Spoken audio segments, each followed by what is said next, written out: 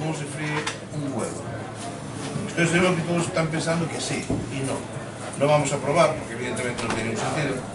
Pero haciendo el experimento esta mañana con mis alumnos descubrimos que no. Uno puede decir, coges el huevo, lo rompes, lo pones en la sartén caliente, perdón, pones la sartén, pones el aceite, calientas y tal. Eso tiene una ambigüedad tan grande que no hay manera humana de superarlo. De hecho, los cocineros aprenden por pura práctica. Porque o pones que el aceite está a 158 grados o caliente, la palabra caliente, no significa nada. Es una cuestión, evidentemente, de significados de semántica. Entonces, un poco el ponente, cuando preparamos esta ponencia, se nos ocurrió empezar por ahí. A él, por suerte, se le ocurrió un ejemplo todavía mejor, que vais a ver introductorio. Y entonces, quizá destacar únicamente de él que es profundamente modesto. Es realmente modesto. Es decir, yo después de llevar un año y pico hablando con él, esperamos muchas veces en las reuniones estas, etc. Realmente es impresionante lo modesto que es, porque aparte de saber muchísimo de pájaros, no sé si ven una foto de portada que es realmente curiosa, aparte de eso, bueno, es biólogo, es informático y sobre todo que sabe muchísimo, digamos, de letras, lo que llamaríamos, que probablemente en mi opinión, letras y ciencias, pero que se entendería como letras. Entonces creo que para enterarme, para que yo me enterase de que tenía 3 libros escritos, tuve realmente que preguntarle varias veces, y de hecho solo figura uno aquí. Entonces yo creo que une de una manera lo humano, a lo técnico, a los pájaros, a la biología y sobre todo, que es lo que vamos a hablar esta noche, a la semántica. Y créanme, cuando salgan de aquí no podrán explicar cómo se fríe un huevo, aunque ahora crean que sí. Muchas gracias. No, por favor, no, por favor, de verdad, por favor. Bueno, muchas gracias, y gracias a todos por venir. ¿Me habéis bien? Sí.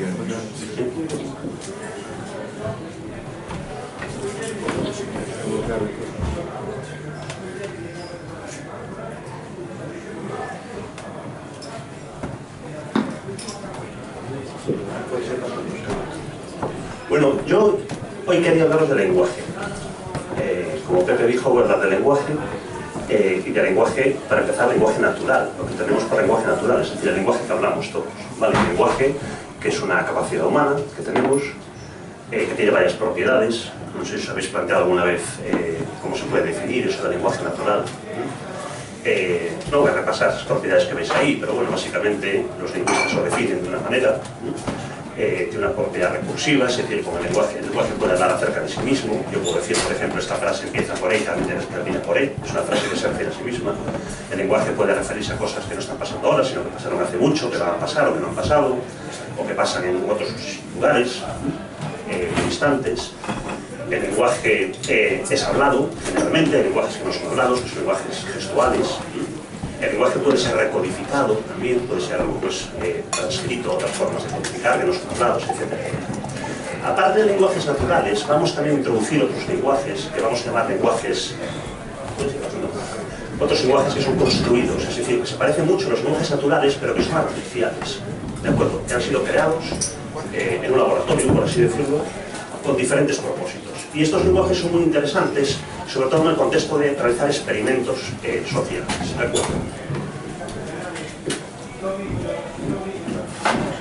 Estos lenguajes construidos tienen prácticamente las mismas propiedades que los lenguajes naturales y por eso son interesantes. Y finalmente también vamos a introducir algunos lenguajes que son lenguajes formales, ¿de acuerdo? Los lenguajes formales, podéis pensar a lo mejor en lenguajes de ordenador, lenguajes matemáticos. A pesar de que les llamamos lenguajes, pues tienen bastante poco que ver con los primeros. No tienen casi ninguna de las propiedades que mencionábamos antes. Tienen en común quizás que son herramientas que nos sirven para comunicarnos, ¿de acuerdo?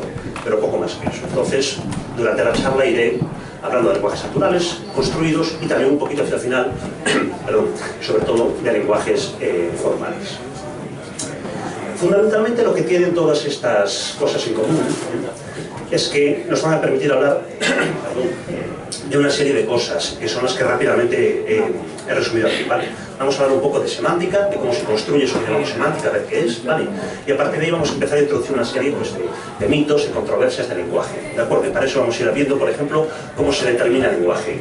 Cuando yo te digo el lenguaje, tú me entiendes qué quiero decir con esa palabra, cómo hemos llegado a estar de acuerdo en lo que significa, ¿no? Cómo determinamos eso, cómo se establece ese consenso. Vamos a ver lo que se llama relativismo lingüístico, es decir, si el lenguaje nos influye en otras facetas de nuestra vida. Vamos a ver algo acerca de registros del lenguaje, cómo manejamos el lenguaje en diferentes situaciones, en diferentes contextos. Y vamos a ver también algo acerca de tecnologías semánticas, es decir, un poco la frontera entre el lenguaje y la tecnología. Vale, pues vamos a empezar. Y para eso vamos a empezar hablando del proceso de representación. Es decir, cuando hablamos y nos comunicamos, estamos representando el mundo. Estamos representando pues, aquello que vemos, que percibimos, ¿de acuerdo? Y comunicar básicamente es representar, ¿de acuerdo? Entonces, imaginaos estas dos chicas que están observando pájaros. Realmente no sé lo que están haciendo, pero vamos a imaginaros que están observando los pájaros, ¿vale? Y esta chica que ha bajado los prismáticos está viendo, o acaba de ver, pues un petirrojo, ¿de acuerdo? Que he querido representar mediante esa figurita. Esta chica ha visto un petirrojo y ella ha visto muchos petirrojos antes, sabe lo que es un petirrojo. Al haber percibido ese petirrojo con los prismáticos, eso le dispara una serie de memorias que tiene, de conocimientos previos, y sabe. Y quiere decirle a su compañera dónde tiene que mirar para verlo, ¿de acuerdo? Lo que le va a decir en este momento no es toda la información que ella tiene en la cabeza o que puede recordar acerca de los petirrojos, simplemente le va a dar una serie de datos muy concretos de dónde tiene que mirar. Es decir, lo que le va a comunicar es una abstracción, ¿de acuerdo? Le va a decir los 4 datos, a lo mejor, pues de qué tamaño tiene aproximado, dónde está y poco más, o si está moviendo o no. Pero no le va a hablar de la biología de los petirrojos o del ciclo reproductivo del petirrojo, seguramente. Es decir, esta chica está haciendo una abstracción que está ajustada al propósito concreto que tiene en ese momento. La semántica, por lo tanto, la semántica podemos definirla como la relación que hay entre un símbolo, una palabra, por ejemplo, cuando hablamos del lenguaje, la palabra petirrojo en este caso, y aquello que representa. Si cuando yo digo petirrojo, vosotros entendéis que me refiero a eso, la semántica es exactamente esta flechita. Es decir, la conexión, la relación que hay entre ambas cosas. Y esta semántica, vamos a ver que es una convención cultural. No es algo que emerja de forma natural. Por ejemplo, en otros idiomas, al petirrojo se le llama de otras maneras, y la gente, pues en gallego, cuando yo digo Papo Rubio, entiende lo mismo. O cuando en inglés digo Robin, la gente entiende lo mismo, etcétera, etcétera. ¿De acuerdo? Entonces, bueno, no hay nada en la propia naturaleza del símbolo petirrojo. No, dale para atrás, por favor. No hay nada en la propia naturaleza del símbolo petirrojo que me lleve a este bicho. Es una convención cultural que hemos desarrollado, ¿de acuerdo? Dale a la siguiente, por favor.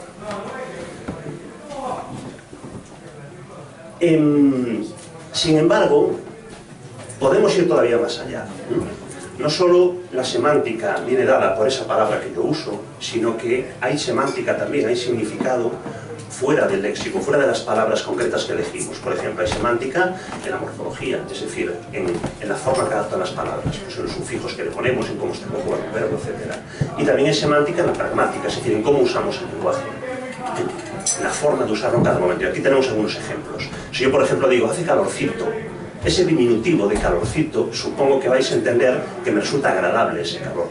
Si yo digo hace calorazo, pues eso tiene una connotación bastante distinta. ¿De acuerdo? Entonces, la morfología, algo que sería simplemente un aspecto morfológico de la palabra, está significando algo aquí. Hay un ejemplo muy interesante que a mí me gusta mucho poner, que es el verbo ligar. Si yo os digo Susana está ligando, en presente, eso significa algo muy diferente a si yo os digo Susana ligó anoche, en pasado.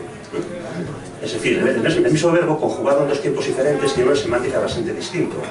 El resultado es bastante distinto. Evidentemente hay metáforas,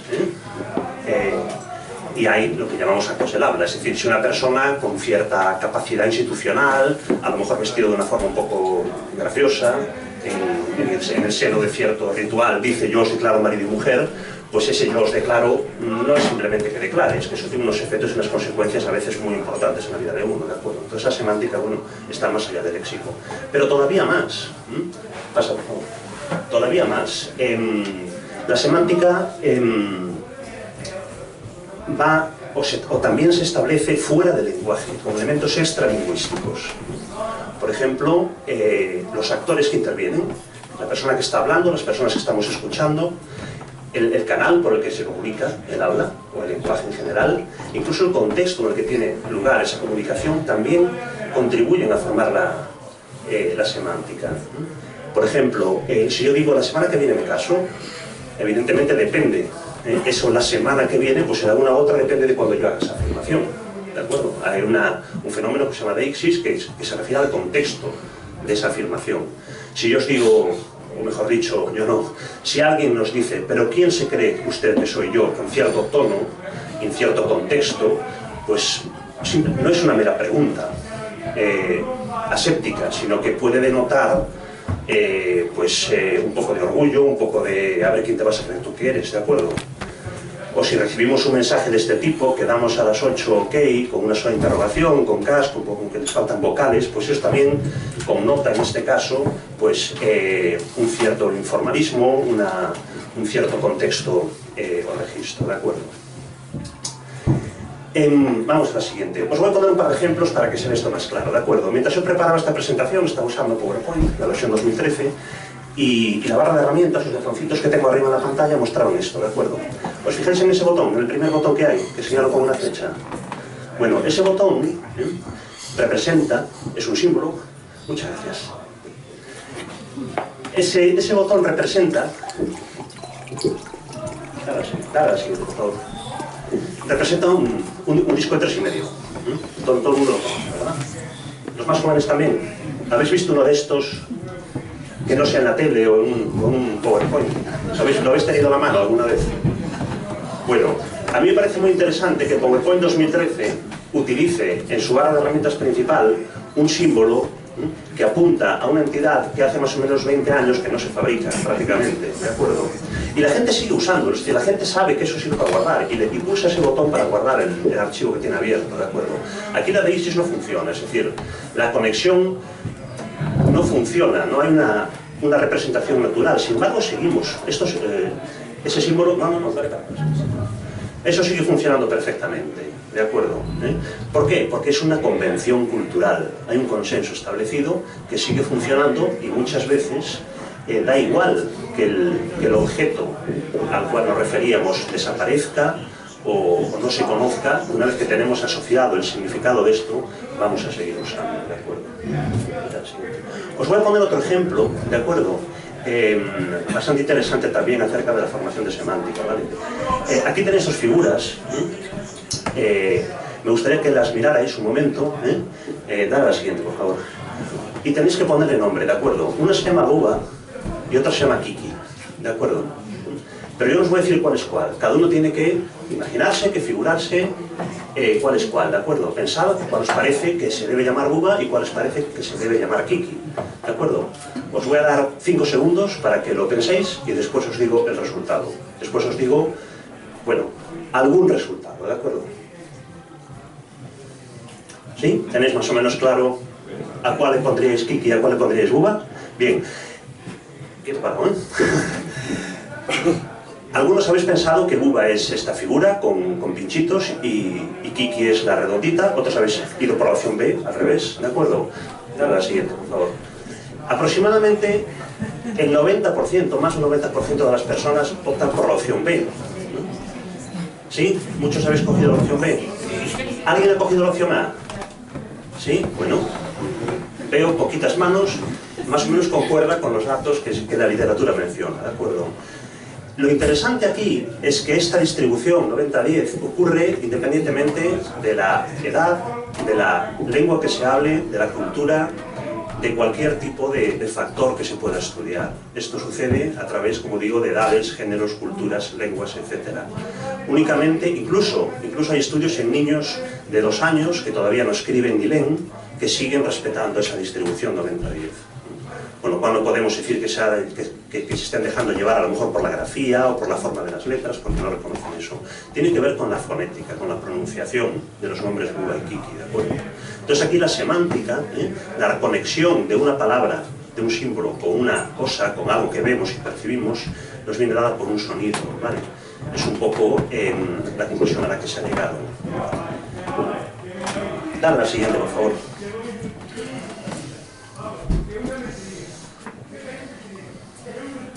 Bien, hay otro aspecto muy interesante en la formación de semántica, que es el aspecto de la vaguedad, ¿de acuerdo? Y para esto vamos a poner un ejemplo bastante claro, yo creo. Imaginaos que estáis en este monte, ¿de acuerdo? Que estáis en la cima de este monte que se llama Monte Líbir, ¿de acuerdo? Podéis creerme, se llama así. Entonces estáis ahí arriba, pues no sé, tomando un picnic a lo mejor, o observando pájaros, por supuesto, ¿no? Entonces estáis ahí arriba y podéis decir que estáis en el Monte Líbir, ¿de acuerdo? Pasa la siguiente, por favor. Si bajáis un poco y os situáis aquí donde apunta la flecha, ¿seguiríais diciendo que estáis en el Monte Líbir? Vale, dale a la siguiente. Si estáis ahí, bajáis un poco más y ahora os colocáis ahí, ¿seguiréis diciendo que estáis en el Monte Líbir? Veo a algunas personas que dudan un poco. Mira, menean la cabecita, tal. Vale, dale a la siguiente, por favor. Ahí, ¿qué diríais? ¿Que estáis en el Monte Líbir? Depende de a quién se lo esté diciendo. Depende a quién se lo esté diciendo, vale. Ya empezamos a hacer matizaciones muy interesantes. Siguiente, por favor. ¿Y qué tal ahí? Vale, siguiente. ¿Qué tal ahí? Vale, siguiente. Bueno, lo que está claro es que hay un gradiente, hay una transición suave de un sí rotundo y claro hacia un prácticamente no, ¿de acuerdo? Esto lo que nos está mostrando es que un concepto que en principio puede parecer muy claro, que es el Monte Líbir, no tiene una frontera clara, hay una frontera difusa y algo que el símbolo es muy claro, Monte Líbir es un símbolo muy claro, no corresponde, o no, la semántica, esa flechita que vemos al principio no se mapea, no corresponde a un objeto con una frontera clara. Así como el petirrojo es ese pájaro, y yo soy capaz perfectamente de separar ese pájaro del resto de la realidad que lo rodea, el Monte Líbir no se comporta así, ¿de acuerdo? Tiene una frontera difusa. Entonces, depende de dónde esté, me cuesta más determinar si ese símbolo se aplica al sitio donde estoy o no. No hay un sí o no. La semántica no es esto funciona o no funciona. Este símbolo corresponde o no corresponde. Puede haber esas gradaciones, ¿de acuerdo? La siguiente, por favor. Vamos a poner otro caso muy interesante. Imaginaos que estáis, de nuevo, en la cima de ese monte, que os habéis perdido, que necesitáis llamar pues, a alguien que os venga a rescatar, pero no tenéis idea cómo se llama ese sitio. Nunca habéis estado ahí, estáis perdidos, no sabéis cómo se llama el monte. Pero tenéis un teléfono móvil y llamáis al servicio de rescate. Y le decís, venidme a rescatar, por favor. Y os preguntan, ¿dónde está? Y decís, pues estoy... Pues no sé cómo se llama este sitio. ¿De acuerdo? Bien, lo que tenemos aquí, a diferencia de antes, la persona que os quiere ir a rescatar, lo que le estáis provocando es una incertidumbre, ¿de acuerdo? No sabe dónde ir a buscaros. Y esa incertidumbre viene dada por vuestro desconocimiento. No sabéis qué símbolo utilizar para referiros al lugar donde estáis. Eso es lo que llamamos una vaguedad epistémica, una vaguedad acerca del conocimiento. No tenéis el conocimiento necesario para referiros a esa cosa, a ese monte. ¿De acuerdo? Es un tipo de vaguedad diferente de la vaguedad ontológica que veíamos antes, que es una vaguedad que es intrínseca a la realidad. Un monte es una cosa que de forma intrínseca no tiene un límite concreto, tiene un límite gradual. ¿De acuerdo? Entonces, esta vaguedad también contribuye mucho, y lo veremos un poquito más, de forma más aplicada, menos teórica dentro de un rato, a establecer la semántica. Siguiente, por favor.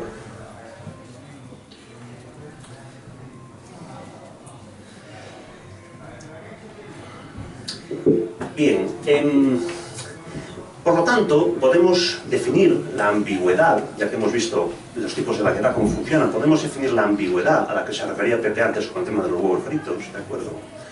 Como esta incertidumbre, esta incapacidad de determinar qué es lo que un símbolo representa, ¿de acuerdo? Si yo te digo, ¿ves eso de allí? Es muy difícil determinar, sin ayuda adicional, a qué me refiero con la palabra eso, ¿de acuerdo? Puede ser el petirrojo, puede ser el árbol donde está posado, puede ser la vaca que está detrás del árbol, ¿no? Entonces a eso le llamamos ambigüedad, a esa incapacidad o incertidumbre al menos de determinar a qué me refiero con un símbolo, ¿de acuerdo? Hay muchos otros tipos de ambigüedad, hay ambigüedades más complejas, hay ambigüedades sintácticas, hay ambigüedades semánticas incluso, ¿vale? Pero básicamente nos referimos a eso. Siguiente, por favor. Vamos entonces a empezar a tratar el primer mito, ¿de acuerdo?, de los que os quiero hablar hoy. Mi primer mito que he seleccionado es que la ambigüedad del lenguaje reside en errores que cometemos al usarlo, ¿de acuerdo? Muchas veces vemos, quizás no esta afirmación tal cual, pero sí otras afirmaciones que llevan un poco implícito esto, ¿no? Que la ambigüedad, o cuando vemos un texto que es ambiguo, que no nos permite muy bien saber qué quiere decir, achacamos eso pues a errores en el uso del lenguaje, ¿vale? Sin embargo, acabamos de ver que, por un lado, para hablar, para comunicarnos, tenemos que representar aquello que percibimos y, por lo tanto, que abstraer, que eliminar detalles, y que solo quedamos con unos cuantos, ¿vale? Y esto es un proceso, pues evidentemente, subjetivo, que también depende del contexto, es decir, la pragmática, como vimos, influye en la determinación de la semántica, ese fenómeno que vimos de deixis, es decir, de relación con el contexto, influye muchísimo, con lo cual, nada que digamos es independiente del contexto, y acabamos de ver el asunto de la vaguedad, ¿de acuerdo?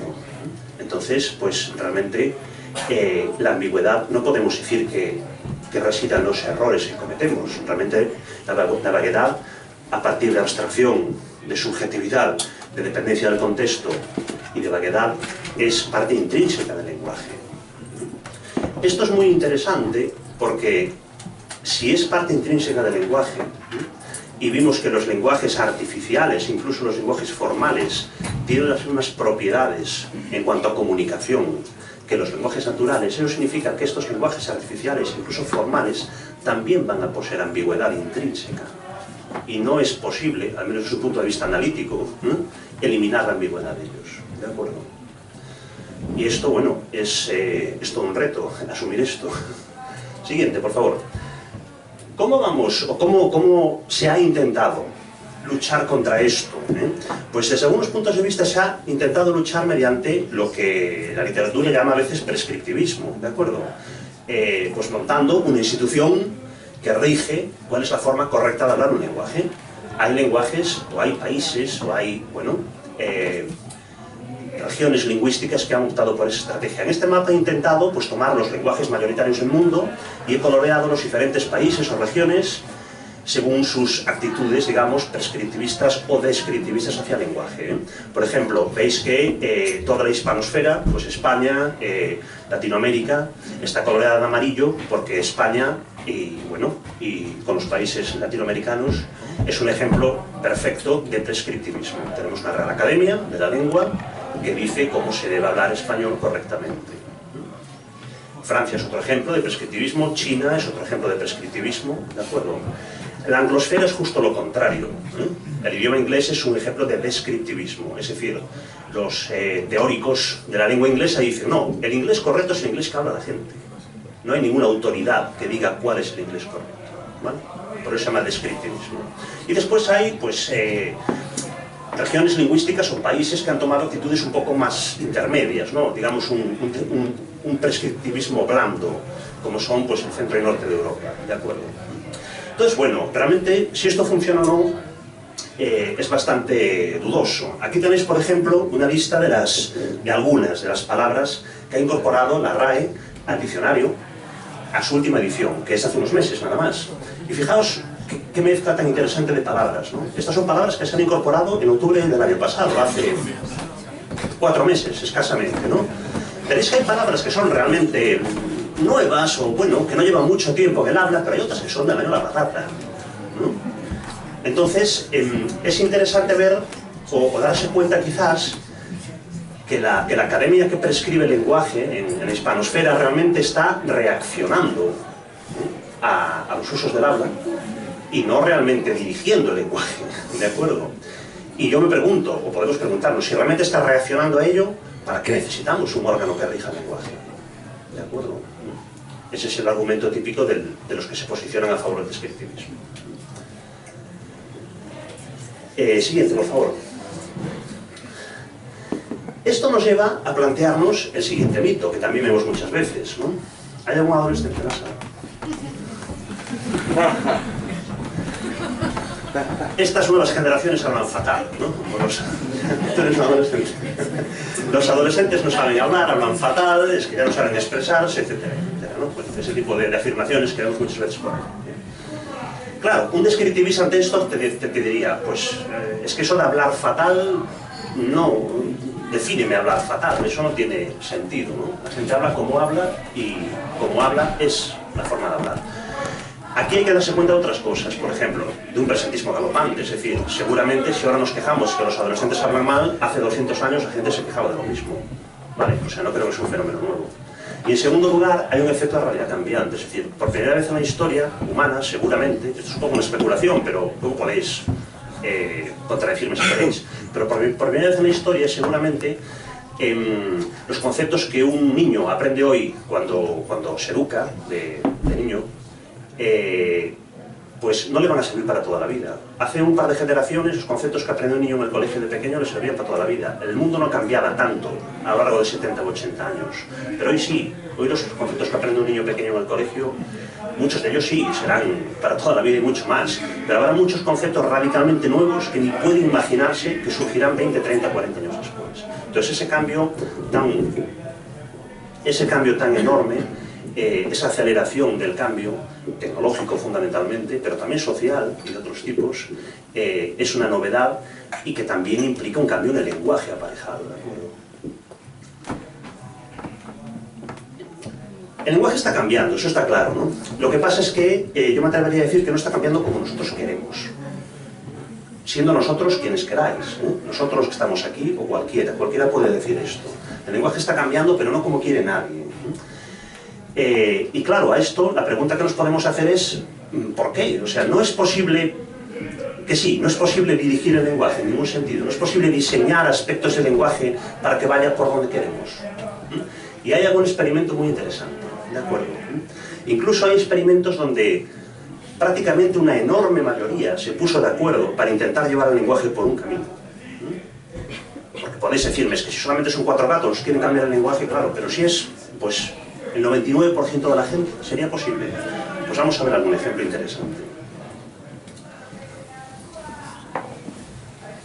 Este señor es Michael Spivak, es un matemático que aparte de ser matemático, pues inventó lo que se conoce como pronombre Spivak en los años 80. Siguiente, por favor. En inglés es muy difícil, incluso más difícil que en castellano, no utilizar o evitar el lenguaje sexista, porque el inglés es un lenguaje que no es prodrop, es decir, en inglés hay que usar los pronombres personales todo el rato. No es como en castellano, que yo puedo decir se fue y no volvió. No tengo que decir él se fue o ella se fue. Aunque a veces sí, pero puedo omitir el pronombre y me entendéis perfectamente. En inglés hay que decir he o she todo el rato, porque es así el idioma. Entonces es muy difícil. Normalmente lo que se hace en inglés es, cuando la gente quiere evitar ese sesgo sexista, pues usar el masculino barra femenino, o usar un plural singularizado, pero se usa muchas veces el they, el plural, como reemplazo de un pronombre que no existe, que sería un neutro, ¿de acuerdo? Con lo cual también es muy farragoso, porque después no sabes en qué número poner el verbo, etcétera, etcétera. Pues este señor dijo, pues voy a inventar un pronombre nuevo, y lo hizo, ¿vale? Siguiente. Este señor se inventó un pronombre nuevo, un pronombre que significa simplemente él barra ella, es un neutro en singular, ¿de acuerdo? Siguiente, por favor. Y se hizo una tablita pues con todas las variantes de este pronombre, como sujeto, como objeto, como posesivo, etcétera, etcétera, ¿vale? Y veis que es una chorrada, o sea, esto se hace en 20 minutos, realmente. Bueno, lo interesante es que Spivak, aparte de hacer esto, siguiente, por favor. Además de hacer esto, este hombre, que era así un poco friki del mundo de los mundos virtuales, popularizó esto muchísimo, un mundo virtual que había en los 80, no había Second Life ni nada de esto, que se llamaba Mandamu, y entonces, como allí eran todos bastante frikis, la idea les encantó, y dentro de ese mundo virtual, pues unos cuantos miles de personas empezaron a usar este pronombre, muchísimo. Y aparte él y toda la gente que trabajaba con él en su departamento, empezaron a publicar sus papers, sus artículos científicos usando este pronombre. Entonces, bueno, se creó tuvo cierto éxito local, evidentemente. También hubo variantes, otros autores empezaron a sacar variantes, incluso tuvo competidores en los 80, y hubo, bueno, pues cierta ebullición en su momento. ¿Impacto que tuvo en el lenguaje inglés? Ninguno. Esto ha desaparecido, es decir, lo encontraréis en la Wikipedia o lo encontraréis pues, en algún sitio donde haya pues, gente que aficionada al lenguaje, pero esto no ha cambiado el idioma inglés en absoluto, ¿de acuerdo? Sin embargo, Sin embargo, no olvidemos que el objetivo que perseguía este señor es muy legítimo, y evitar un lenguaje sexista es algo con lo que prácticamente cualquier persona estaría de acuerdo. Casi todo el mundo diría, sí, a mí me parece una buena idea, hay que hacerlo. Y aún así, no fue adoptado, no tuvo éxito.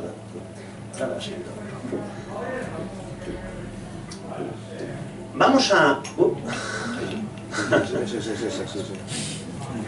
¿Sí? Podemos decir entonces que todo está perdido. Si este experimento no funcionó, a lo mejor hay que mirar no a cambiar un pronombre en un idioma. A lo mejor hay que mirar a como han mirado otros, que es ser más ambiciosos y vamos a crear un idioma entero. Vamos a crear un lenguaje desde cero. Y esto se lleva haciendo mucho tiempo. Desde Volapük, que fue un idioma, bueno, un lenguaje que se creó pues, en el siglo XIX, que en su momento tuvo muchísimo éxito. Había clubes de Volapük en toda Europa, en cada ciudad había un pequeño club donde hablaba la gente. Hoy en día se calcula que eran unas 20 personas que lo hablan, como segunda lengua, evidentemente, ¿no? Porque, claro, se lo comió el Esperanto. El Esperanto, que se creó pocos años después, tuvo tal éxito que se comió a este y a cualquier otro esfuerzo. De Esperanto y se calcula que hay 500.000 de personas que lo hablan correctamente como segunda lengua y lo que es más increíble, que hay unas 1000 personas que lo hablan de forma nativa. ¿De acuerdo? Que para ser un lenguaje artificial es algo alucinante. Estos son 1000 personas que lo han aprendido como primera lengua. No, es interesante pensar en esto. Hay otros idiomas creados de forma artificial, como por ejemplo, algunos os sonarán, el Quenya o el Sindarin, que son lenguas creadas para propósitos no de comunicación esencialmente, sino para propósitos literarios. Son las lenguas que creó Tolkien para sus libros, ¿de acuerdo? Pero son lenguas completamente desarrolladas, con su léxico, su gramática, su fonología, etc. Hay lenguas, o el Klingon, que también, bueno, para ser una cosa que nadie hubiera dado 2 euros por ella, pues ha tenido bastante éxito. Hay frikis para todo. Y hay lenguas que se han creado pues, con propósitos también científicos, es decir, de experimentar, o de hacer pruebas, o de probar ciertas hipótesis lingüísticas. Un buen ejemplo es el Osban. El Osban fue un lenguaje creado en los años 80, que os hablaré un poquito más de él al final, ¿de acuerdo? Es otro ejemplo muy interesante. Pero hay cientos de lenguajes que se han creado de forma artificial en un intento por dirigir un poco en la lengua, en vez de cambiar un mero pronombre, pues cambiar un lenguaje entero. Siguiente. Y vamos a introducir entonces, en conexión con esto, el concepto de relativismo lingüístico, ¿vale? ¿Para qué querría alguien inventarse un idioma nuevo? Bueno, pues esto cobra sentido, la gran inversión que supone esto cobra sentido si asumimos esta hipótesis, ¿vale? Y os cuento un poco la historia de esta hipótesis de relativismo lingüístico. Estos dos señores son Sapir y Whorf. Sapir era un antropólogo y lingüista, era académico, era investigador, y Whorf pues era un businessman, era un tío que tenía pasta y era aficionado a la lingüística y convenció a Sapir para que lo llevara por ahí en sus excursiones y le enseñara un poco del tema. Y entre los años 20 y 40, pues ellos hicieron muchos estudios acerca de antropología lingüística y plantearon la siguiente, o mejor dicho, plantearon las siguientes hipótesis. Siguiente. Ellos, para empezar, observaron que los diferentes lenguajes que se hablan en el mundo son muy diferentes entre sí. Y en segundo lugar, lo cual es todavía, bueno, mucho más aventurado, dijeron que cada lenguaje, su estructura, su léxico, su pragmática, influye muchísimo en cómo el hablante concibe la realidad. ¿De acuerdo? En otras palabras, el lenguaje que uno habla modifica y condiciona fuertemente cómo tú concibes el mundo, ¿vale? Pero entonces, si los lenguajes son tan diversos entre sí y el lenguaje que tú hables te condiciona para ver el mundo, eso significa que nuestra visión del mundo será una u otra dependiendo del lenguaje que hablemos. Esto a veces se llama hipótesis de Sapir-Whorf, aunque realmente ellos nunca la publicaron como tal hipótesis. Ellos publicaron muchas cosas, cada uno por su lado, algunas juntos a lo largo de 40 años, y un poco esto resume un poco su pensamiento, ¿de acuerdo? A esto se llama relativismo lingüístico. Vamos a ilustrarlo con el tema que da título a esta charla, y que también podéis ver, por ejemplo, en este disco de Kate Bush, 50 palabras para nieve. Este es el famoso mito, siguiente por favor, de que los esquimales tienen 50 palabras diferentes para referirse a la nieve. Supongo que lo habéis oído, ¿no? Esto alguna vez. ¿Sí? Por ejemplo, pues la nieve que está en el suelo se llama de una manera, la nieve que está cayendo se llama de otra, y que no es una variante de la otra palabra, es una palabra totalmente distinta. la nieve que está siendo arrastrada horizontalmente por el viento se llama de otra, la nieve que ha formado un montoncito porque lo arrastró el viento y ahora está ahí amontonada se llama de otra manera, etcétera, etcétera, etcétera. Bueno, este mito surgió hace bastante tiempo, en la primera década del siglo XX, a partir de unos estudios en antropología de Franz Boas, y básicamente tuvo, bueno, no es que tuviera éxito, pero nadie se opuso a esta creencia de que los esquimales tenían 50 palabras para decir nieve, hasta los años 80, realmente, cuando empezó a haber gente que decía eso no puede ser, ¿vale? Siguiente, por favor. Y básicamente, hoy en día, este mito ha sido bastante castigado por varios motivos. Primero, no hay un idioma esquimal. Eso de que los esquimales tienen 50 palabras no tiene sentido. Hay muchas lenguas esquimo-aleutianas, hay sobre 15 o 16 idiomas diferentes que se hablan en esa región del mundo. Entonces depende a qué lengua nos refiramos. ¿Vale? Estas lenguas en común solo tienen 3 raíces para referirse a la nieve. Después cada una sí que tiene más, a lo mejor.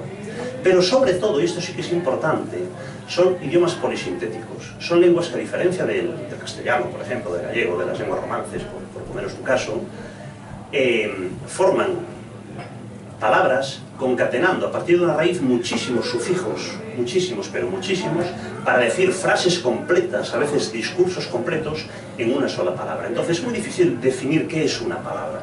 ¿Cuál es la palabra? ¿La raíz inicial o el conjunto de raíz más sufijo, sufijo? Os puedo poner un ejemplo.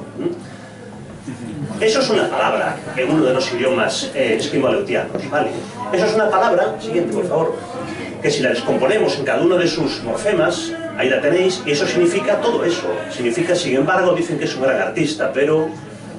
Y todo eso, que es una frase, pues es una palabra. Entonces, claro, eso de 50 palabras depende cómo midas esas palabras. En segundo lugar, siguiente, por favor. Tampoco es cierto, tampoco parece cierto que estos idiomas esquimo-aleutianos sean tan raros por tener 50 palabras para decir nieve.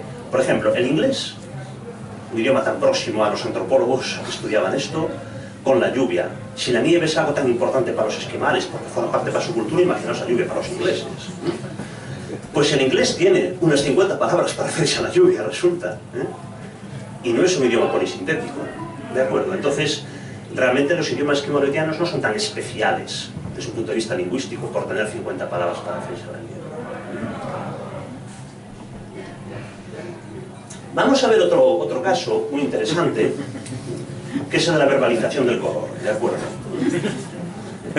Aquí tenéis a un muchacho y una muchacha observando una escala de colores y poniéndole nombre a cada uno. Y veis que la chica pues hila muy fino y el chico pues es un balanas que solamente distingue 4 tonos, ¿no?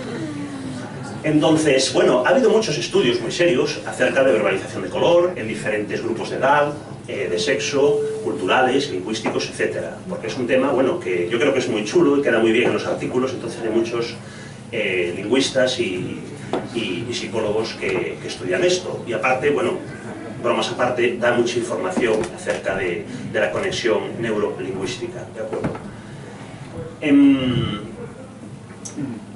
Os voy a mostrar un estudio concreto, ¿vale? Que apoya o que nos da información acerca del mito de que las mujeres utilizan un léxico mucho más preciso para referirse a los colores, ¿vale? Y es el estudio que hizo este chico, Randall Munro, que es el autor de xkcd.com, no sé si conocéis esa web. Si no la conocéis, id ahora mismo, coged el móvil, silenciarlo por favor y a verla porque es excelente. Pues este chico, como tiene una web muy popular, lo que hizo fue, durante un periodo de tiempo, en la web, insertó un pequeño widget, una pequeña ventanita en una esquina, y le pidió a la gente que iba a visitar su web que nombrara 3 colores. El tío le mostraba 3 rectangulitos de color aleatorios, cada vez era un color distinto, y le pedía a la gente que escribiera el nombre que le daría a cada uno de esos colores y que además dijera su sexo biológico, hombre o mujer, nada más. Y con eso el tío reclutó o consiguió pues entrevistar a más de 220.000 personas y en total que estas personas nombraran 5 millones de colores diferentes. O sea, la magnitud del estudio es enorme y la hizo, pues eso, desde su casa a través de la web, ¿vale? Publicó los resultados en 2010 y lo que encontró es lo siguiente, ¿vale? Aquí tenemos la broma de antes. Este espectro con los nombres, a la izquierda mujeres, a la derecha hombres, es un poco equivale a la broma de antes. Es decir, esto es lo que se ve por ahí, un poco de coña marinera. Pero lo que encontró él es, siguiente por favor, esto. ¿Vale? Como veis hay alguna diferencia. Evidentemente esto es un resumen de datos agregados, pero a partir de los 5 millones de colores nombrados que obtuvo en su web. ¿Vale? Hay diferencias, pero como veis no son muy grandes. ¿Vale? Hay algunas diferencias en los verdes, en el matiz de los verdes, hay algunas diferencias léxicas en los azules, pero bueno, no se puede decir que haya una diferencia brutal o asombrosa como aparece en algunos memes en internet. Básicamente sus conclusiones, siguiente, bueno, es que las mujeres tienden a utilizar adjetivos para darle más matiz a los colores, quizás, pero que no hay diferencias significativas entre sexos. Eso es lo que concluía él. Sin embargo, y dicho esto, hizo otro análisis que es muy simpático.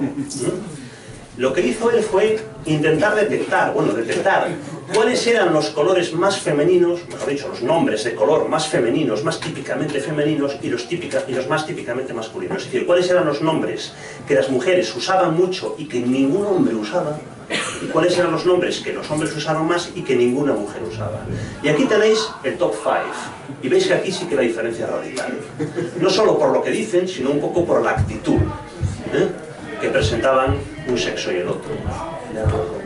Entonces, aquí hay una diferencia muy palpable. Randall Munroe no se atreve a hacer una interpretación de esto, lo cual me parece bastante bien, pero cada uno que haga la suya.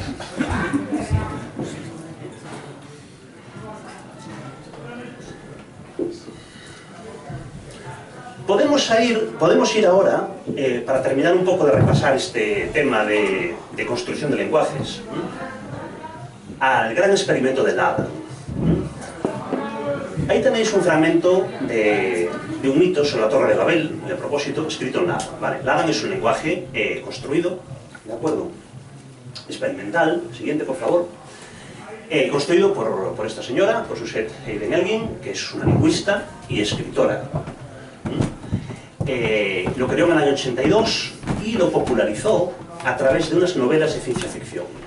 Como también es escritora, ella lo creó desde un punto de vista académico, pero escribió una trilogía de ciencia ficción que en su momento tuvo bastante éxito, y en esos libros de ciencia ficción el idioma que ella creó tenía un rol muy protagonista. Bueno, y aparte lo publicó en papers científicos, etc.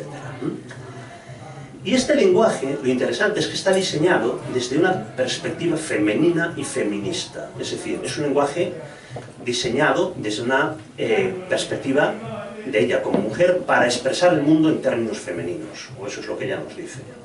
Y con una agenda feminista, es decir, ella con este lenguaje quería cambiar el mundo para el bien de las mujeres. Y os voy a aclarar esto dentro de un momento. Y fijaos lo que pasó. Siguiente, por favor. Ella partía de las siguientes hipótesis, ¿de acuerdo? Primero, y aquí conectamos con lo que decíamos de Sapir-Whorf, del relativismo lingüístico, ¿vale? Ella decía que los cambios en el lenguaje pueden producir cambios en la sociedad. Como decía Sapir-Whorf, que el lenguaje que hablamos nos condiciona nuestra forma de ver la sociedad, ella va un paso más allá y dice, sí, nos condiciona. Es más, pero los cambios en el lenguaje van a hacer cambios en la sociedad.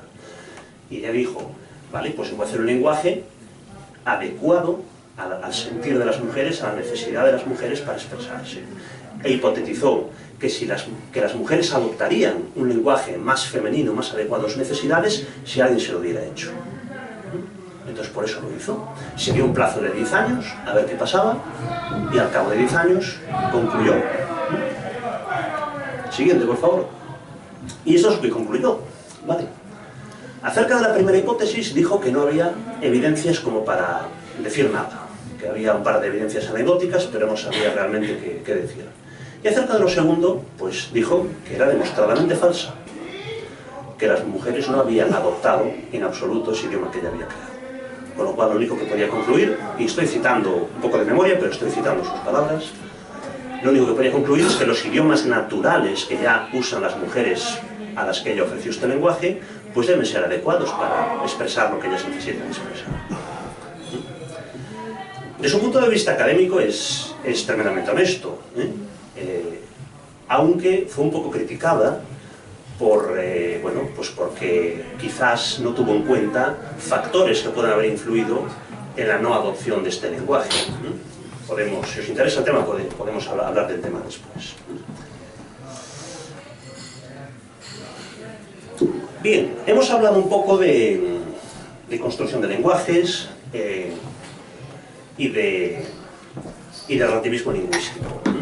Vamos a ver ahora algunos mitos que también vamos a asociar con lo que vimos al principio, con la semántica, con cómo se determina la semántica, pero en vez de estudiando diferentes lenguajes, como la gente ha modificado o creado lenguajes nuevos, vamos a mirar dentro de un lenguaje concreto y vamos a ver cómo ese lenguaje se utiliza en diferentes contextos, lo que llamamos registros de lenguaje, ¿de acuerdo? Hay un modelo bastante clásico de los años 50, que establece 5 grandes registros para el lenguaje, ¿vale? Un registro estático, es decir, si vosotros os leéis el BOE, por ejemplo, con la Constitución Española, pues eso está escrito con un tipo de discurso que llamamos estático, ¿vale? Usa arcaísmos, se usan fórmulas muy rancias, ¿de acuerdo? Por así decirlo. Hay un registro que se llama formal, que es un poco menos estirado que eso, por así decirlo, que es, por ejemplo, pues el registro que usamos pues, cuando damos una charla, no esta, pero una charla a lo mejor pues, un poco menos informal, una charla académica, o cuando escribimos un artículo científico. Hay un registro consultivo, que es el registro que usamos, por ejemplo, cuando estamos dos personas hablando, y yo te estoy preguntando algo, tú me estás preguntando, estamos entre dos personas. Un registro informal, que es el que podemos estar, pues, un grupo de amigos tomándonos unas cañas, es el registro informal. Y luego hay un registro íntimo, que es el que usas pues, con tu pareja, con un amigo cercano, etc. ¿De acuerdo? Pues en este espectro de registros en lenguaje, a mí me gustaría fijarme en 2, ¿de acuerdo? Y vamos a comparar, por así decirlo, el lenguaje coloquial, el lenguaje que usamos con nuestros familiares, con nuestros amigos, que, bueno, se sitúa en lo que hemos llamado informal, con el discurso científico-técnico habitual, que encaja aproximadamente en lo que este modelo llama formal, ¿de acuerdo? Estos son los registros muy habituales, y que, al compararlos, pues, podemos extraer algunas conclusiones interesantes, ¿de acuerdo? Aquí tenéis algunos ejemplos, ¿vale? A la izquierda tenéis un ejemplo, es un texto, que ejemplifica el discurso científico-técnico, y a la derecha un ejemplo de un lenguaje coloquial, ¿de acuerdo? Así sabéis, os he puesto para que sepáis de qué estoy hablando, La diferencia se ve claramente, ¿de acuerdo? ¿Cuál de los dos os parece que es más ambiguo? Felipe, tú no puedes hablar. ¿Cuál os parece que es más ambiguo? ¿O no creéis que hay una diferencia sustancial?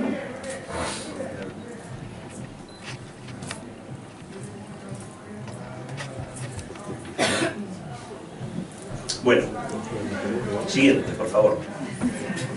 Lo que muchas veces oímos es que, o entresacamos, es que el lenguaje coloquial es más ambiguo que el registro científico-técnico, y por eso, cuando escribimos un artículo científico o un texto técnico, hay que usar ese registro técnico-científico, pues porque es necesario, porque no lo puede escribir coloquialmente, para evitar esas ambigüedades típicas del habla común, digamos, ¿no? Recordemos cómo habíamos definido ambigüedad, La ambigüedad era esa incapacidad o esa dificultad a la hora de saber a qué nos referimos, a qué cosa de la realidad nos referimos con un símbolo concreto, con una palabra concreta, ¿vale? Siguiente, por favor. Sin embargo, vamos a un pequeño análisis, unas pequeñas observaciones, ¿de acuerdo? El registro científico-técnico es más preciso, ¿de acuerdo? Normalmente tiene un elenco de léxico, tiene más palabras a su disposición que el lenguaje coloquial. Pero también es cierto que alude a más entidades del mundo. El registro científico-técnico tiene que aludir a una realidad mucho más compleja, rica y diversa que el lenguaje coloquial. Entonces, yo argumentaría que una cosa va con otra. Es más preciso, pero también tiene que aludir a un mundo más complejo. Entonces, quizás una cosa se compense con otra. Quizás.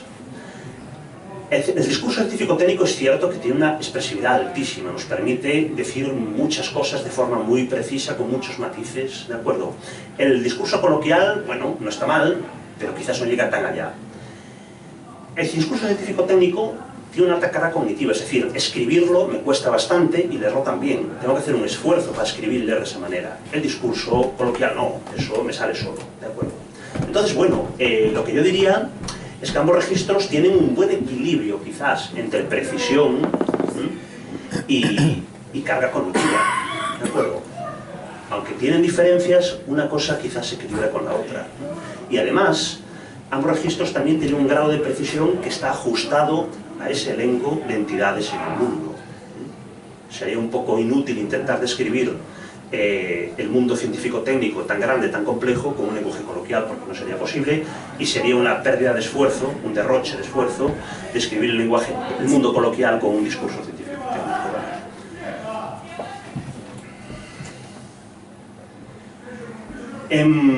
Aquí tenéis unos ejemplos. Antes Pepe hablaba del huevo frito, ¿vale?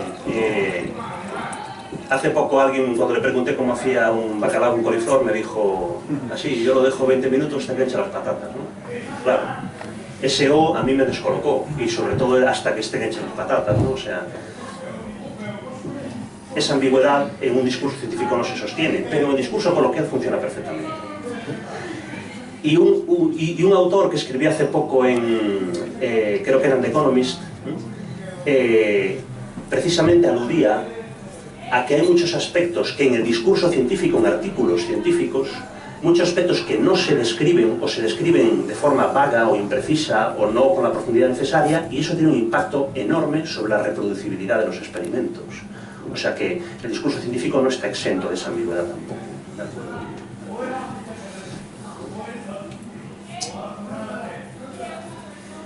El reto, por lo tanto, el reto al que nos enfrentamos es intentar desarrollar lenguajes que nos permitan ser más expresivos, es decir, hablar de más cosas, con más matices, expresar mejor y más, pero sin elevar la carga cognitiva, sin exigirnos un esfuerzo mayor. Porque claro, si me esfuerzo más sí que es muy fácil expresar mejor, pero mantener la carga cognitiva a un nivel aceptable, que sea cómodo, pero alcanzar, digamos, expresividades más altas. Perdón. Y para esto, persiguiendo este reto, hay un par de... Bueno, ha habido varios intentos, hay intentos, en esto se trabaja, y quería comentaros dos rápidamente, ¿vale? Uno de ellos es Loshban, un idioma que os mencioné, un lenguaje que os mencioné al principio, que os dije que era un idioma construido en los años 80, que es un lenguaje construido con propósitos científicos, ¿vale? Es un lenguaje muy interesante porque es un lenguaje que está basado en lógica de predicados, y esto puede sonar coñazo, ¿no? Una cosa pues, muy matemática, muy árida, pero todo lo contrario, es un lenguaje construido, por supuesto, pero es un lenguaje que está orientado al habla coloquial, ¿de acuerdo? Es un lenguaje construido para que la gente exprese sus sentimientos, sus actitudes, sus miedos, sus amores, Es un lenguaje muy bueno para hablar eso de sentimientos, de cosas pues muy poco exactas y muy poco precisas y muy fluidas, muy humanas, por así decirlo. Lo que pasa es que es un lenguaje que carece completamente de ambigüedad sintáctica. Es un lenguaje que tiene cero ambigüedad sintáctica, al estar basado en lógica de predicados. Con lo cual, es un lenguaje que puede ser procesado por una máquina con relativa facilidad, a nivel sintáctico, evidentemente. Entonces, bueno, es un lenguaje que hibrida, digamos, dos aspectos muy interesantes. Loshban, bueno, no se sabe realmente cuántos hablantes tiene, porque al ser un lenguaje, bueno, pues que no se ha elaborado con propósitos de comunicación, tampoco ha tenido un marketing detrás enorme, pero si la gente que trabaja en lingüística, hay algún loco incluso que lo chapurrea tomando cafés, ¿de acuerdo? Otro ejemplo interesante es ConeML. ConeML es un lenguaje radicalmente distinto, no es un lenguaje construido, es un lenguaje formal, ¿de acuerdo? Es un lenguaje que no se parece a un lenguaje hablado, es un lenguaje formal, y que no está orientado, evidentemente, al habla coloquial, está hablado a expresar asuntos científico-técnicos, al otro registro diferente. ConeML es un lenguaje desarrollado en parte por nosotros, desde CSIC, y os puedo poner un ejemplo de cómo funciona, porque quizás todos os podéis más o menos hacer una idea de qué es un lenguaje construido. Antes os puse unos fragmentos, pues tiene una pinta rara, seguramente es parecido a si os pongo un lenguaje natural que no conozcáis, pero el lenguaje formal muchas veces tiene un aspecto radicalmente distinto a un lenguaje habitual, ¿de acuerdo? Normalmente los lenguajes formales se constan de una gramática, igual que un lenguaje natural o construido, pero no se expresan, no se visualizan, no se simbolizan mediante palabras, ¿de acuerdo? O mejor dicho, las palabras tienen un protagonismo muy pequeño. Normalmente se usa mucho aparato gráfico para visualizar o para representar esos lenguajes, ¿de acuerdo? Aquí tenéis, abajo tenéis una frase, que no sé si la leéis desde atrás. Sí, bueno, y arriba tenéis un diagrama que representa lo mismo que la frase, dice lo mismo.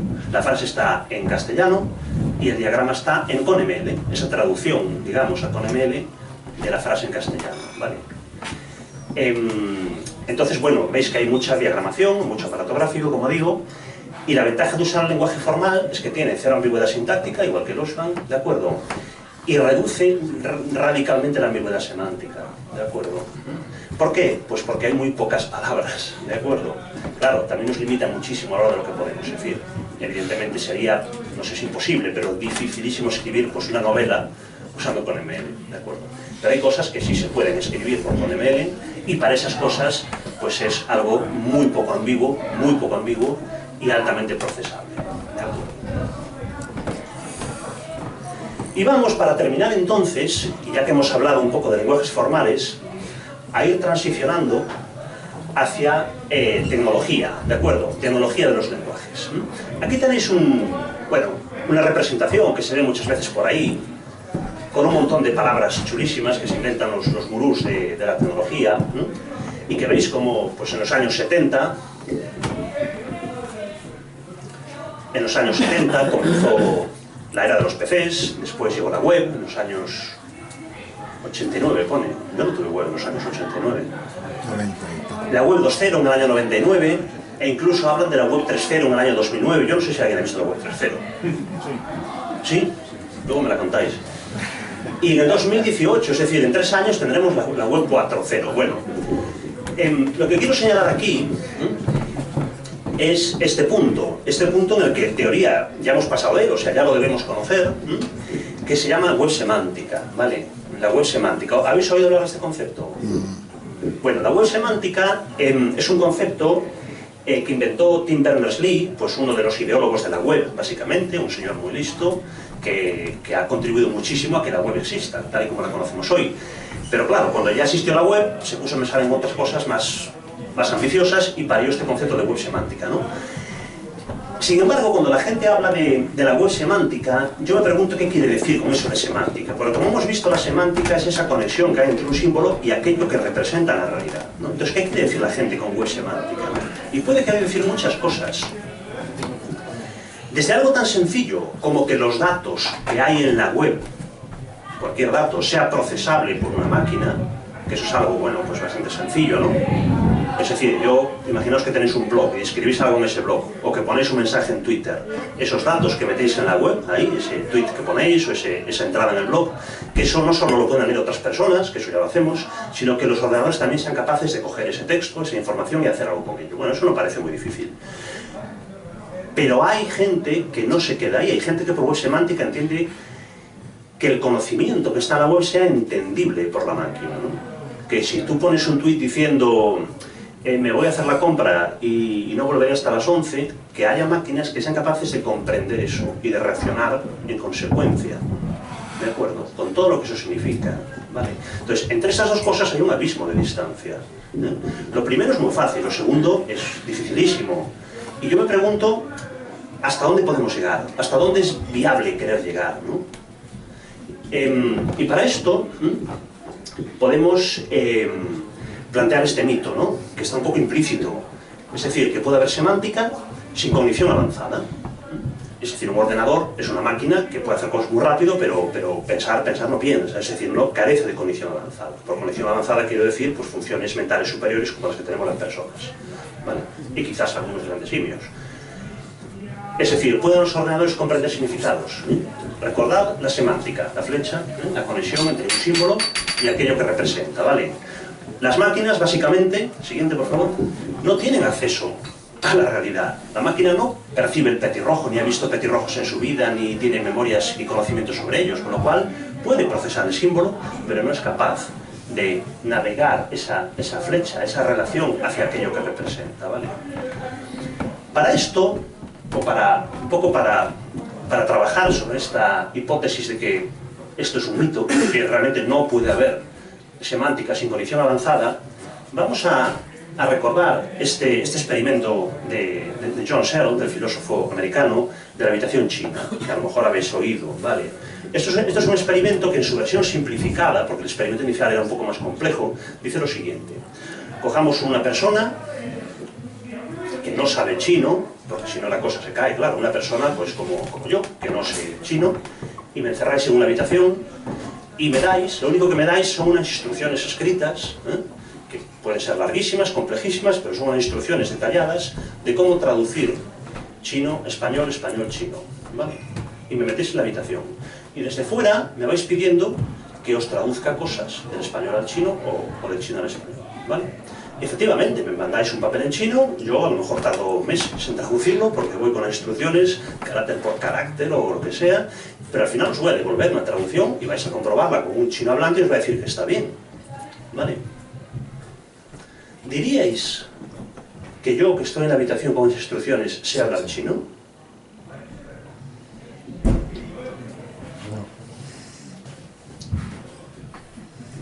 No.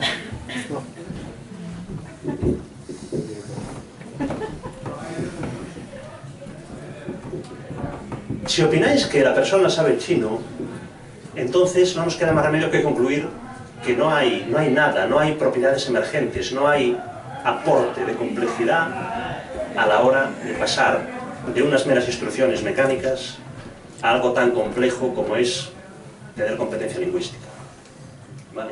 Son equivalentes. Dicho de otra manera, se puede hablar un idioma siguiendo instrucciones escritas. Pero la consecuencia es que la semántica sería posible, porque si una persona leyendo unas instrucciones puede traducir un idioma, pues un ordenador que las va a seguir mucho más rápido que tú, sería capaz también de hacer labores que requieren en principio condición adaptada. Ahora bien, si concluimos que esa persona no sabe chino, la web semántica es imposible, ¿de acuerdo? No nos queda más remedio que concluir eso.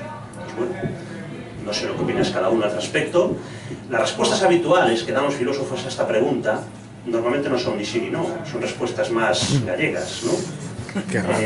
¿Qué es saber chino? Se puede saber chino de muchas maneras, etcétera, ¿no? Pero desde luego tienden al final, y cuando les dices déjate de rollos, dime sí o no, tienden a decirte que no. ¿Vale? Bien, y para terminar, a modo de conclusión, os quiero dejar algunas preguntas abiertas, ¿de acuerdo? Algunas preguntas más abiertas sobre el lenguaje, como estas. Evidentemente no os las voy a contestar, porque si no, me estaría aquí dando una charla, estaría seguramente forrado y famoso. Una controversia muy interesante es si es posible, hasta qué punto es posible delimitar los lenguajes directos, ¿de acuerdo? Yo hablo español, tú hablas francés, lo visualizamos como dos idiomas distintos, pero realmente hay muchos lenguajes que tienen lo que se llama un continuo dialectal, ¿no? Un ejemplo muy estudiado es el del catalán con el occitano, que se habla en el sur de Francia, ¿no? Ahí sí, hay catalán, hay occitano, pero si te vas moviendo de pueblo en pueblo, de aldea en aldea, no ves que en un sitio la gente deje de hablar un idioma y empieza a hablar otro. Hay un continuo dialectal totalmente gradual. Entonces, ¿qué significa catalán y occitano? O sea, y pasa con muchos otros idiomas, ¿de acuerdo? El asunto de la tabula rasa, ¿no? Está preprogramado el cerebro para adquirir un lenguaje. El lenguaje es algo, digamos, para lo cual estamos preprogramados y lo adquirimos por lo tanto, no es una cosa que adquirimos porque nos lo enseñan y si nos lo enseñaran. Hay alguna estructura en nuestro cerebro físicamente ya orientada al lenguaje. Y si es así, ¿cuál es esa? O sea, ¿qué implica esa estructura? Dicho de otra manera, ¿cuáles son las características comunes de ese lenguaje universal? Eso es una pregunta que también nos hacemos muy a menudo.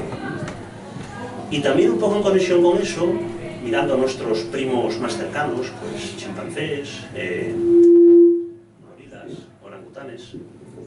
¿Me veis? Sí. ¿Hasta qué punto es posible comunicarnos con esos animales a través del lenguaje natural? Sabéis que hay experimentos que muchas veces salen en la prensa y en los documentales como muy chulos, ¿no? De que este chimpancé ha aprendido 400 signos hablados, signos de lenguaje. Sí, hay algún caso interesante, pero no está claro realmente hasta qué punto es una mímica, es una reproducción memorística, o si realmente está ejerciendo una competencia lingüística. Son controversias sin resolver, ¿vale? Que nos pueden quedar para después, para la cena, para las cervezas, para la ronda de preguntas. Por mi parte, esto es todo. Gracias. O nada, ala.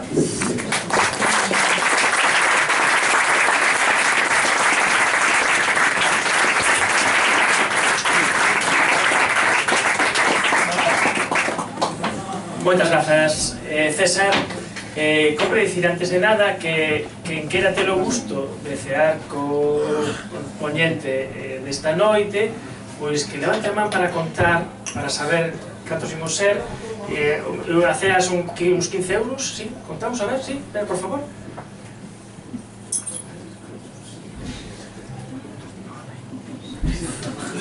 Vale, 10, de acordo.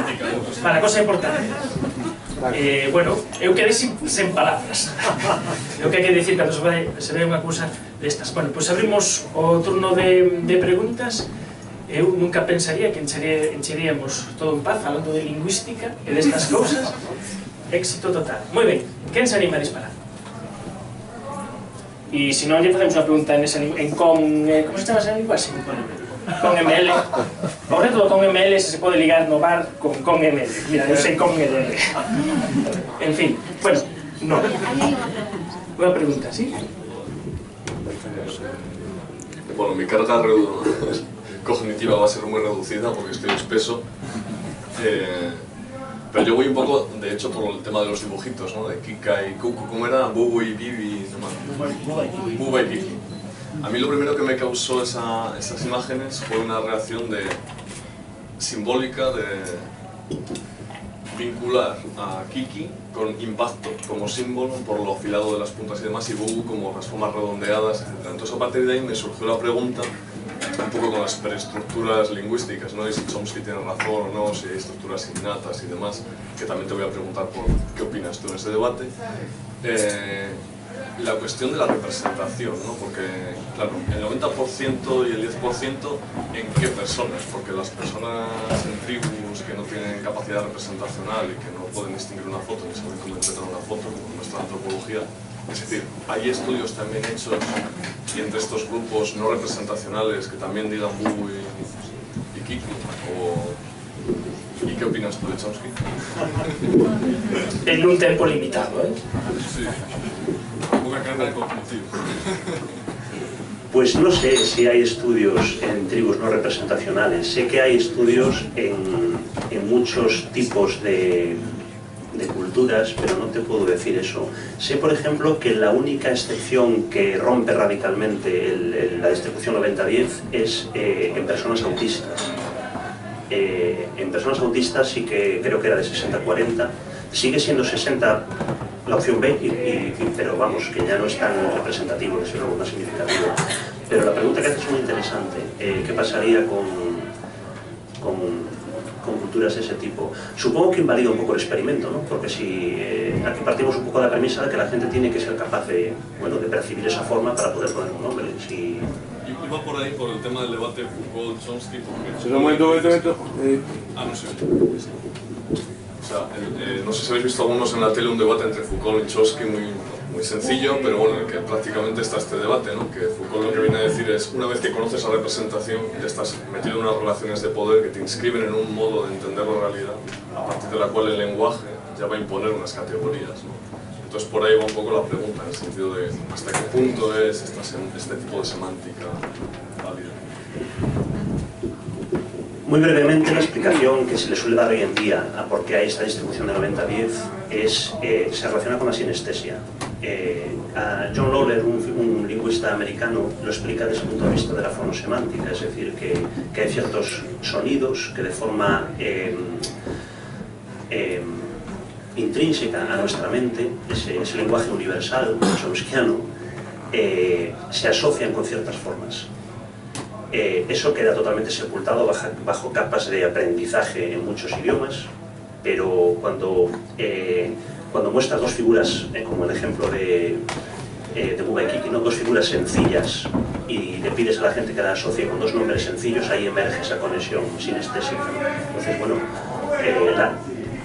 ese Buba, esas vocales abiertas, esa B redondeada, frente a Kiki, esa vocal cerrada, esa consonante fuerte, ¿no?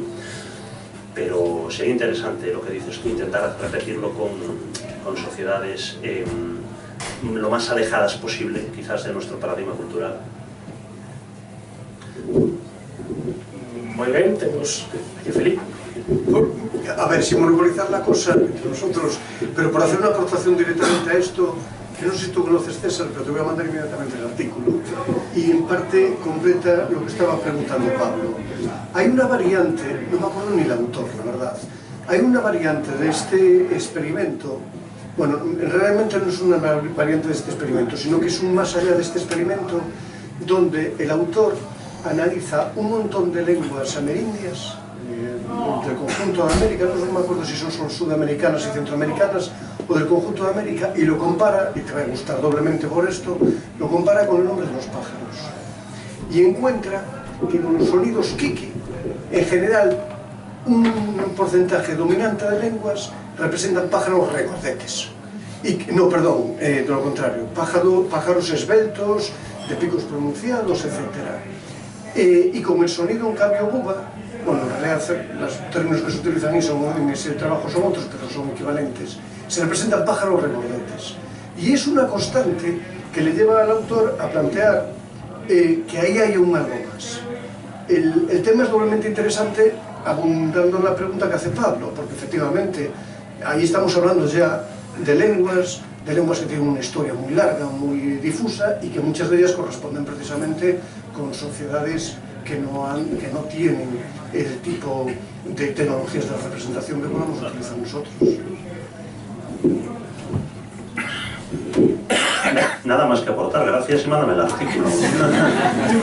Estaba pensando ahora que la palabra repoludo usa esas os, esas us como uva, y estilizado usa ese así, pero bueno, esto es esperar en contra.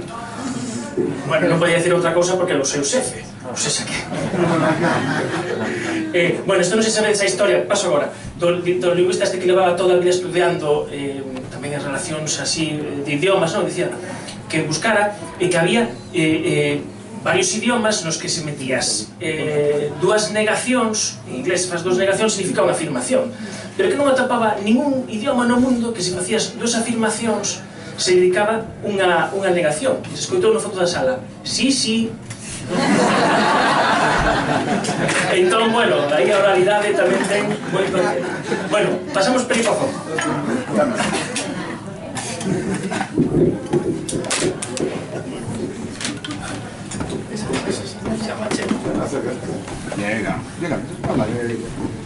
Hola. Eu quería preguntar, bueno, respecto ao exemplo, que puseche, por exemplo, en inglés, que teñen como 50 palabras para choiva, bueno, no galego xa directamente creo que estemos, ou andamos perto delas. Pero quería preguntarte por unha destas micronaciones, que non recordo ahora mismo se está en Dinamarca ou en Suecia, que precisamente para conseguir o pasaporte, conseguir a identidade e nacionalidade desa micronación, que non está reconhecida lógicamente por casi todos os países, un dos requisitos que ten é que tens que decidir cal vai a ser a túa linguaxe conforme o latín. Ti escolles unha palabra latina e únicamente te vas a expresar con esa palabra latina nese país, en as reunións, o resto da túa vida. E se chaman o Latin Word. O sea, non sei como se comprenden cando fan as reunións, pero eles escollen unha palabra latín e só a repiten, imagino que con gestos se farán comprender. O sea, non sei como demonios fan, non? Onde encadrarías un pouco isto do linguaxe da Latin Word como que teñen neste sitio? Non tedes preguntas máis horas. Cabrón. Pois non o sei, supoño que...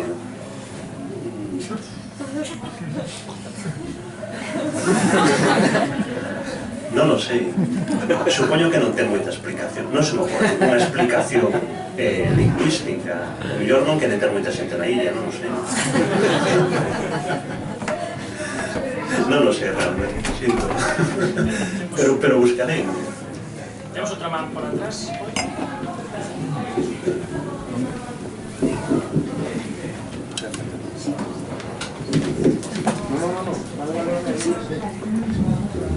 Sí.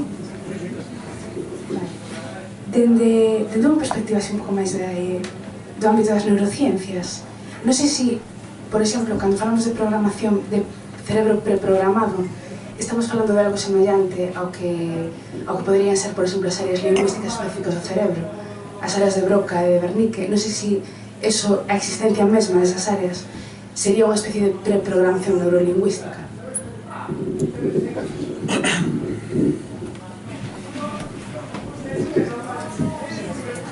Probablemente o feito de que hoxe recoñezamos esas dúas áreas como o sitio anatómico onde teñen lugar as funcións lingüísticas é un dato que apoia, penso eu, a hipótese de que sí, de que hai certa predisposición biolóxica para a linguaxe, pero unha cosa que apoia, outra cosa é ter unha certeza moito máis grande.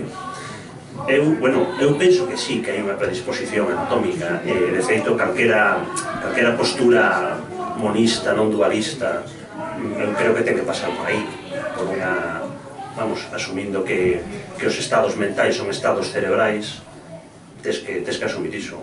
Entón, bueno, creo que sí, efectivamente, ten unha conexión clara. Non só a existencia, senón que unha lesión na área poda provocar unha disturbación grande da linguaxe. É que evidentemente, ese tipo de situacións son as que poñen de manifesto esa conexión, claro. Sí, sí.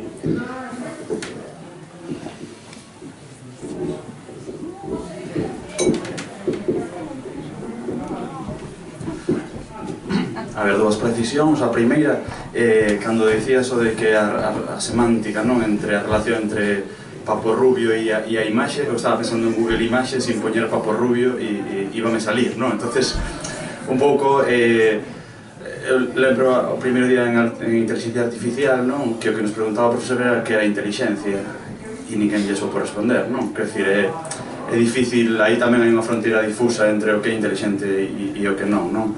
Entre a cantidad de coñecementos, a capacidade de pensar e crear novos algoritmos. Quero dicir, eu creo que aí é difuso e nas linguas tamén estamos nun terreo así complicado de definir con respecto a inteligencia artificial. Falo todo pola última parte da semántica, a web semántica e todo iso, que, bueno, un tema que me apaixone e do que creo que hai fronteiras moi difusas, non? Por outro lado, logo, no mapa que poñías descriptivista, chamaba a atención o caso do portugués, por exemplo, que están en pleno proceso de unión morfolóxica de top-down, o sea, de arriba a baixo, non? E non creo que sexa excesivamente descriptivista, máis ben prescriptivista. E mesmo o inglés, que se pon como exemplo de descriptivista,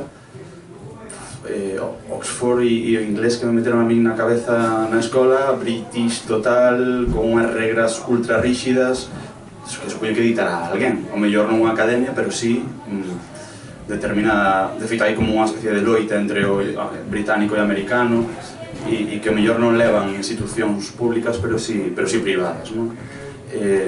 Bueno, esas as precisións, non? E despois a última é con respecto á parte do computacional, non? Da lingüística computacional e da posibilidade de que os ordenadores comprendan a lingua, non? Entonces, tamén quería comentar o experimento de Google fai un par de anos e era que se eu lle mandaba un email a un amigo, vémonos no Constale para escoitar unha conferencia sobre linguas o venres ás 8 da tarde e eu lle mandaba a un amigo, aparecía no calendario do meu amigo e no meu tes unha cita ás 8 en tal lugar, etc, non? Eso era ciencia ficción, Google meteu no seu email. Aos 5 días retirouno porque a xente estaba con pánico total, estes cabros, tal. E agora volveu a poñer en forma de Google Now. Non sei se algunha vez estes o experimento de activar Google Now, pero se vos mandades un billete de avión, sabe, o sea, vaiche dicir, vaiche poñer o despertador a hora suficiente para que saias da túa casa, vai controlar se hai atascos polo medio e vaiche dicir se o teu avión está... Entón, bueno, un pouco... A barreira da tecnoloxía lingüística está, non sei moi ben onde, pero puxando moito, non? Entonces, bueno, esas dúas reflexións e que nos comentes esa barreira que eu creo que non deu tempo a tirar máis para adiante, así tan aberto, que se deixo. Son moitas cousas. A ver, empezo polo fácil. O tema do prescriptivismo, descriptivismo. A ver, eu, como xa dixen, fixen unha colleita de datos dos idiomas maioritarios, non mirei todos. O caso do portugués, bueno, sí, hai un esforzo agora recente de unificación, certo? O tema do inglés, non, o inglés é totalmente descriptivista, non hai unha institución oficial, estatal, que rixe o idioma. Hai autores, hai lingüistas que teñen opinións fundamentadas de como debe ser o inglés. pero un autor de unha cousa e outro de outra, e ningún está en poder da verdade, ningún é o que manda. Entón, bueno, sí, a ti o mellor che dixeron que o profesor que tiveches dixo imos estudiar polo libro de fulano ou polo de Oxford ou que sexa, pero iso non é o inglés de verdade, iso é un inglés. É un exemplo perfecto de descriptivismo. Que máis era? Temos a lingüística e capacidade de coñecemento de patrón. A fronteira difusa que di, sí, é certo, hai moitas, evidentemente, as fronteiras son difusas, non sei se lembras unha diapositiva que puxen cando a web semántica que decía isto é moi doado, o da baixo dificilísimo, e todo ese, hai un abismo, non? Precisamente, todo ese entremedio é toda unha fronteira moi difusa, claro que sí, evidentemente. De todos os xeitos, eu creo que hai unha diferencia enorme, unha diferencia cualitativa entre o que fai Google Now e comprender unha cousa, non? Google Now é capaz de procesar símbolos dun xeito alucinante, a mí tamén me sorprende como cando procesa un billete de avión, non? Pero cando Google analiza o meu billete de avión e ve que vou voar, por exemplo, a Ámsterdam, non? E procesa todo iso, me pongo despertador e tal, Google non di Ámsterdam, que bonito, o cheiro dos canales en verano, non sei que tal, non lle evoca nada, iso non existe, iso é comprender. O que fai Google non é comprender, o que fai Google é procesar de xeito programado e nada máis, non xera coñecemento novo, eso me refiro. Outro que dicías de inteligencia, de definir inteligencia, bueno, sí, eu non teño unha definición de inteligencia, pero é moi difícil iso. Como di outro, inteligencia é aquilo que miden os test de inteligencia. Os vos, polo menos. Non sei, é difícil, sí. Non sei se me deixo algo.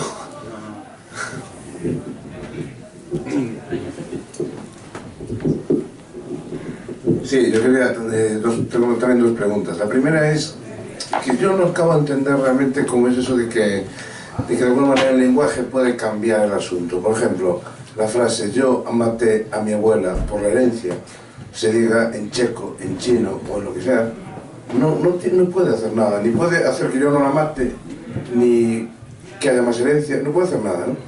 Y la segunda pregunta está relacionada con el test de Searle. Efectivamente, a mí me parece que, en mi ignorancia absoluta, me parece que no cabe ninguna discusión. Si tú coges un diccionario ahora mismo, chino, japonés, puedes procesar los textos sin vuelta de hoja, ¿no? Tal cual habías explicado tú. Y no sabes ninguno de los idiomas. ¿Cómo es posible que eso se esté discutiendo todavía? Es evidente que no sabes lo que estás haciendo. Cambias un signo por otro, eso sí, ¿no? No puede ser, no puede, perdón, ya no solamente o cheiro dos canais de Ámsterdam, es que nada. Entonces no creo que el lenguaje realmente cambie nada. El hablar políticamente correcto no va a hacer nada. Entonces no sé exactamente qué opina usted.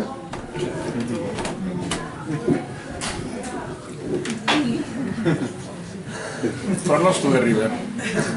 O que dis funciona, bueno, me preguntas en castellano, te voy a preguntar en castellano. Me da igual, Sí, bueno, también.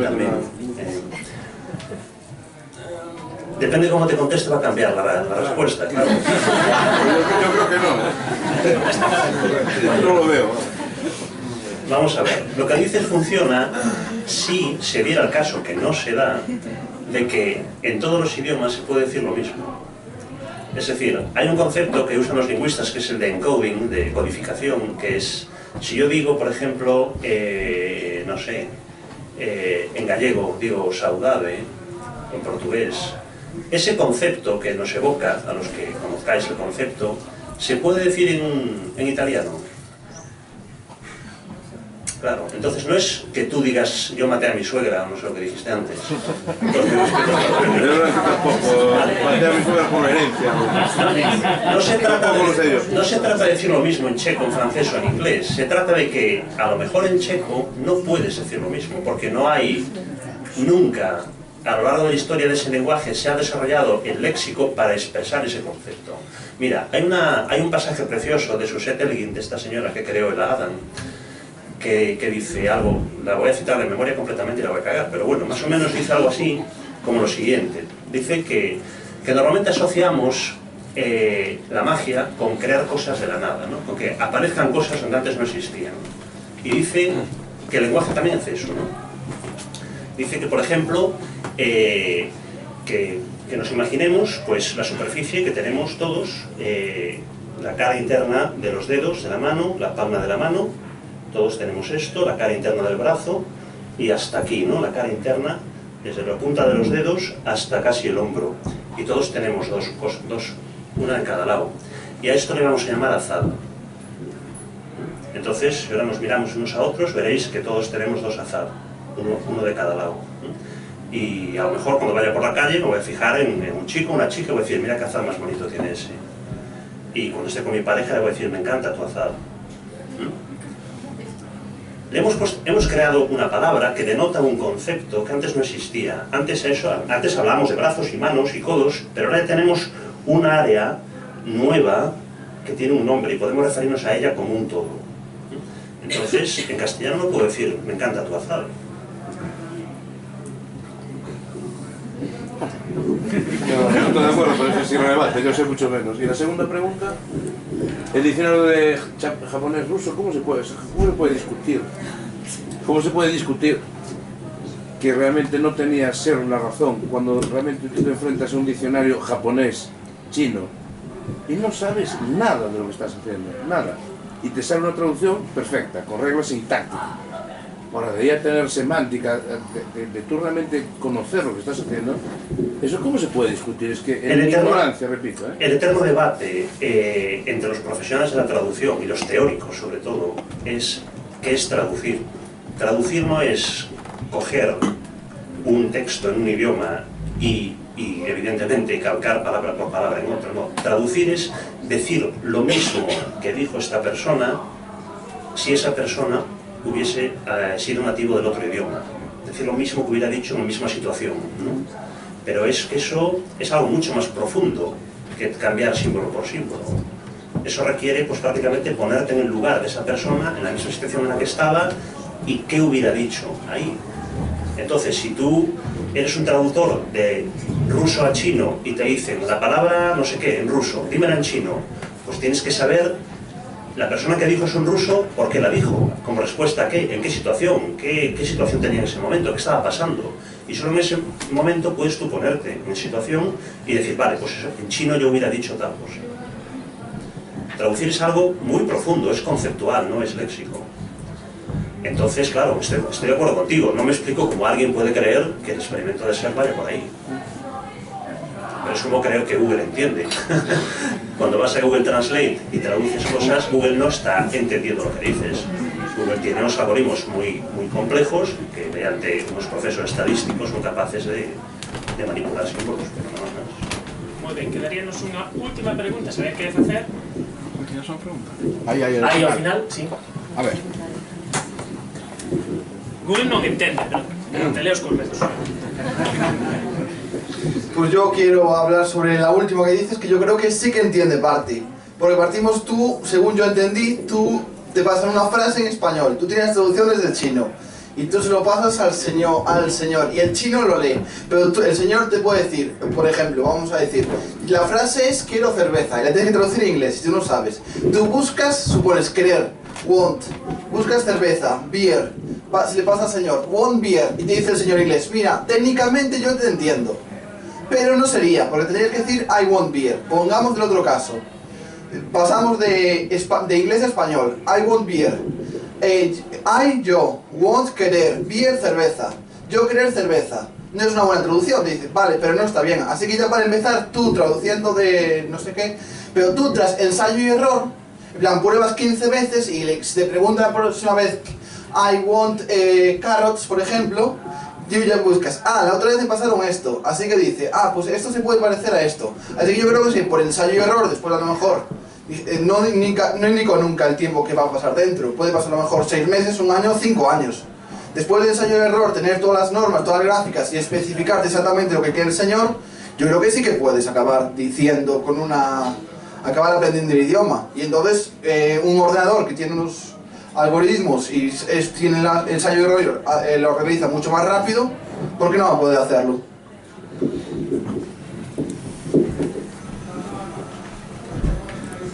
Yo creo que un ordenador convencional, como los que tenemos hoy en día, no puede hacerlo porque no tiene esa capacidad de aprendizaje. Has dado en el clavo cuando hablas de aprender el idioma. Un ordenador tiene memoria, puede acumular datos, pero aprender un idioma requiere una capacidad que es muy distinta de la simple acumulación de datos en bruto. Aprender un idioma significa trabajar a nivel conceptual, significa poder relacionar cosas. Como digo, como le comentaba Pepe hace un momento, trabaja a un nivel muy diferente, no al mero nivel de manipular símbolos.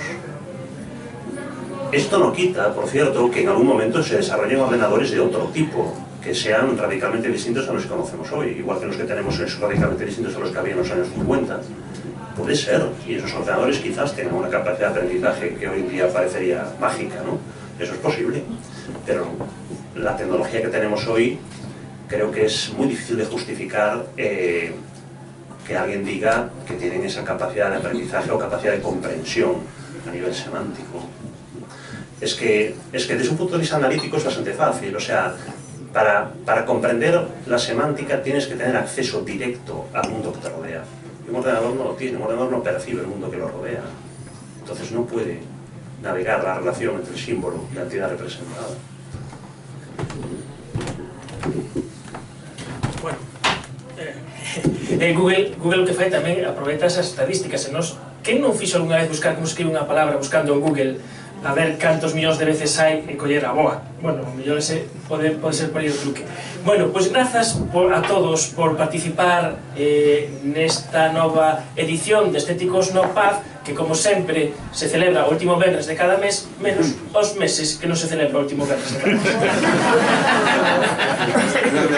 Esto se chama retranca. Muchas gracias, Manolo.